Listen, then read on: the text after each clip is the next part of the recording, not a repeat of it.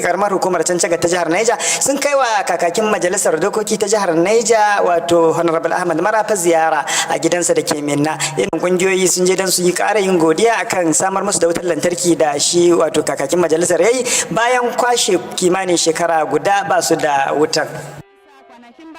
Wajen shekara daya ba mu da wuta, amma saboda sanadinsa yanzu muna da wuta a unguwarmu, shine dalilin da ya sa mu zo mu gode masa, mu nuna godiya mu saboda abubuwan da ya yi ga yara kuma ga rashin wahalar ruwa.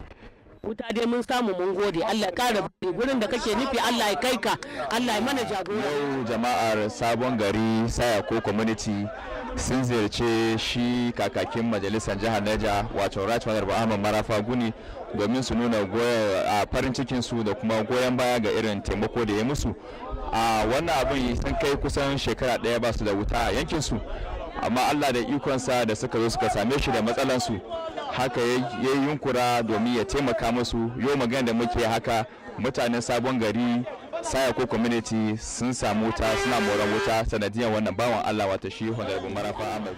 Abin ne muna ɗauka ɗaya bayan ɗaya bisa ga da yanayi ya kasance, amma in sha ma Allahu kusa da duk wanda ya san harkar siyasa ya san siyasa kashi na farko ta zo da lulu da dama mun zo Allah ya sa mun gani mun riga mun jotin duk ababen da muka gan cewa al'umma na bukata mun riga mun zona mun take note.